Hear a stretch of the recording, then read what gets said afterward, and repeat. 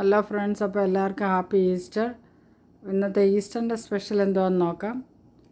ഇന്ന് നമ്മൾ ചെയ്യുന്നത് കപ്പ ബിരിയാണി അല്ലെങ്കിൽ എല്ലും കപ്പയാണ് ഇന്ന് ഉണ്ടാക്കാൻ പോകുന്നത്.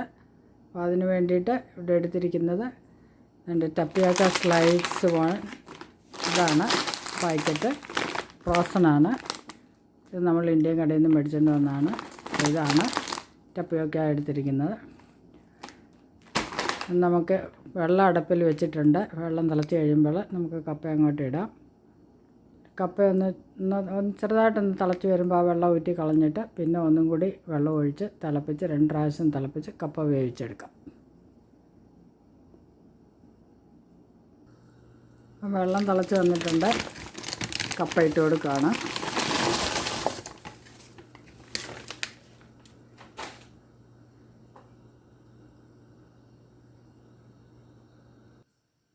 ഇപ്പോൾ എല്ലും കപ്പയാണ് വെക്കുന്നതെന്ന് പറഞ്ഞല്ലോ. അപ്പം നമ്മൾ എല്ലോട് കൂടിയ ബീഫാണ്. ബീഫിൻ്റെ റിബ്സ് നമ്മൾ മുറിച്ച് മേടിച്ചാണ്. അത് ഓൾറെഡി നമ്മൾ ഉണ്ടാക്കി വെച്ചിട്ടുണ്ട്. അപ്പോൾ ഇത് നമ്മൾ സാധാരണ മീറ്റ് കറി വെക്കുന്ന പോലെ തന്നെ കുക്കറിൽ വെച്ച് 3-4 വിസിലടുപ്പിച്ച് മസാലയെല്ലാം ഇട്ട് വേവിച്ച് വെച്ചിരിക്കുകയാണ്. അപ്പോൾ ഇത് നമുക്ക് കപ്പയായിട്ട് ആഡ് ചെയ്താൽ മതി. അത് ഓൾറെഡി റെഡിയാണ്. ഇനി നമുക്ക് വേണ്ടിയ കപ്പയ്ക്കകത്ത് ഇടാനുള്ള അരപ്പാണ്. അത് നമുക്ക് ഇനിയും അത് പ്രിപ്പയർ ചെയ്യാം. അപ്പോൾ നമ്മുടെ കായ് എനിക്കിവിടെ കപ്പ ബിരിയാണി വെക്കാൻ കൂട്ടിനിവിടെ കിടപ്പുണ്ട്. ഞാൻ ചെയ്യുന്നതൊക്കെ പുള്ളി കണ്ടുപഠിക്കുകയാണ്. ഇവിടെ നോക്കി കിടക്കുക എന്തൊക്കെയാണ് ചെയ്യുന്നതെന്ന്. പിന്നെ നമ്മുടെ കപ്പ ഒരുമാതിരി ഒന്ന് തിളച്ച് വന്നിട്ടുണ്ട്. അപ്പം ഇത് ഈ വെള്ളം അങ്ങ് ഊറ്റി കളഞ്ഞിട്ട് വേറെ വെള്ളം ഒഴിക്കാമെന്ന് വിചാരിക്കുക. അപ്പോൾ ആ വെള്ളം ഊറ്റി കളഞ്ഞ് നമ്മൾ വേറെ വെള്ളം ഒഴിച്ചിട്ടുണ്ട്. അപ്പോൾ ഇതിന് നല്ലതായിട്ടൊന്ന് തിളച്ച് വേകട്ടെ. എങ്ങനെയാണ് വേകുന്നതെന്ന് അറിയത്തില്ല, വേകുന്ന കപ്പയാണെന്നൊന്നും അറിയത്തില്ല. എന്നാലും നോക്കാം. ഇനി ഇതിന് വേണ്ടിയിട്ടുള്ള അരപ്പ് തയ്യാറാക്കാം. കപ്പയിലിടാനുള്ള അതിന് വേണ്ടിയിട്ട് ഇച്ചിരി വറുത്തരയ്ക്കാമെന്നാണ് വിചാരിക്കുന്നത്. അപ്പം നമുക്ക് ഇച്ചിരി തേങ്ങ ഇട്ട് വറക്കാം. ഇത് തേങ്ങയുടെ പിന്നെ കോക്കനട്ട് പൗഡർ ഡ്രൈഡ് വണ്ണാണ് കേട്ടോ. നമുക്ക് കുറച്ച് മതി. അതുപോലെ ഒത്തിരി അങ്ങനെ മൂക്കൊന്നും വേണ്ട. മറ്റ് കറിയുടെ കൂട്ട് ചെറുതായിട്ടൊന്ന് ഒരു ചെറിയ ബ്രൗൺ കളറൊന്നും വേണ്ട.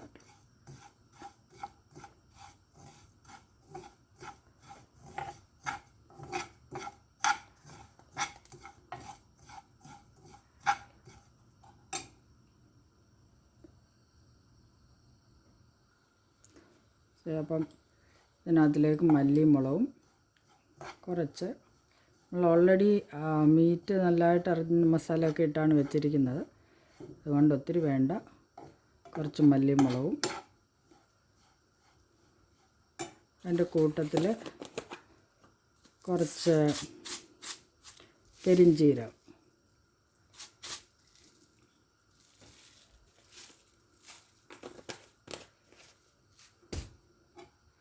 അങ്ങോട്ട് ഇട്ടൊന്ന് മൂപ്പിച്ചെടുക്കാം.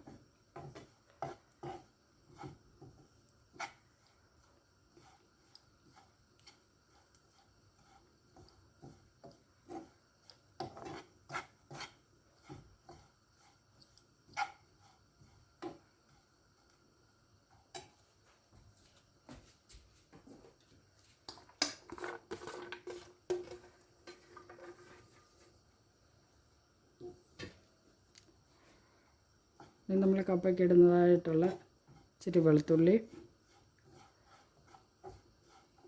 പിന്നെ ഓരോരുത്തരുടെ എരിവിനനുസരിച്ച് ഒരു ശകലം 2-3 പച്ചമുളകും കൂടെ ഞാൻ ഇതിലിടുവാണ് ഒരു എരിവിന് വേണ്ടിയിട്ട്.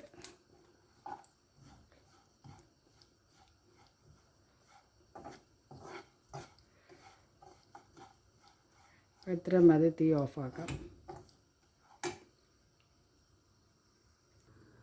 കപ്പ വെന്ത് വരുന്നു. അപ്പോൾ അതിനകത്തിലേക്ക് നമുക്ക് ഇച്ചിരി മഞ്ഞളും ഉപ്പും ഇട്ട് കൊടുക്കാം.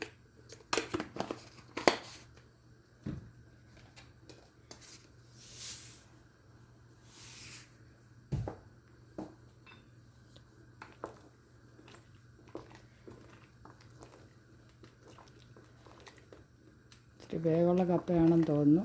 ഇച്ചിരി നേരം കൂടെ കിടക്കട്ടെ.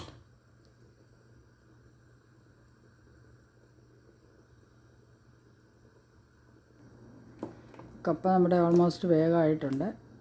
അപ്പോൾ ഇത് നമുക്ക് വെള്ളം ഊറ്റിയെടുക്കാം. എന്നിട്ട് നമുക്കിനി മീറ്റ് ഇട്ടിട്ട് ഇതിന് ഇച്ചിരി നേരം വേവിക്കണമല്ലോ. അപ്പം ഒത്തിരി അങ്ങ് വെന്ത് കുഴഞ്ഞ് പോകണ്ട. നമ്മളിനി ഇത് ഊറ്റി കളഞ്ഞിട്ട് ഇനി മീറ്റ് ഇട്ടിട്ട് നമ്മൾ സ്ലോ ഫയറിൽ വെച്ച് വേവിക്കണം കുറച്ചുകൂടെ. ഇപ്പോൾ നമ്മൾ അരപ്പിട്ട് കൊടുത്തു. അരപ്പ് ഇവിടെ ഇട്ടിട്ടുണ്ട്. ഇനി നമുക്ക് ഈ നമ്മൾ ഉണ്ടാക്കി വെച്ചിരിക്കുന്ന മീറ്റ് അതും കൂടെ അതിനകത്തിലേക്ക് ഇട്ട് നമുക്കതൊന്ന് മൂടി വെച്ച് എല്ലാം കൂടെ സ്ലോ ഫയറിൽ വേവിക്കണം. ഇത് റിയലി വലിയ കഷ്ണമാണ്.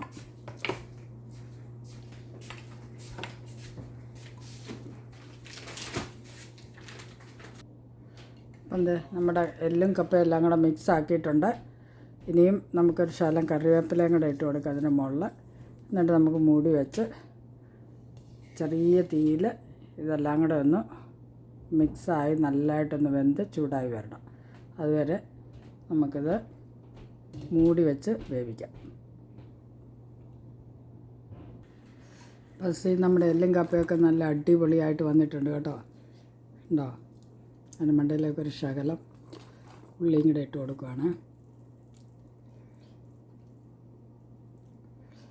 അടിപൊളിയാട്ടോ. ഞാൻ ഇച്ചിരി ടേസ്റ്റ് നോക്കി കേട്ടോ, നല്ല രസമാണ്. അപ്പോൾ നമ്മുടെ കപ്പയൊക്കെ നല്ല പരുവായിരുന്നു. എല്ലാം അതിനകത്ത് ഇച്ചിരി വലിയതാണ്, കഴിക്കാൻ ഇച്ചിരി പാടുപെടും, പക്ഷേ നല്ലതാണ്.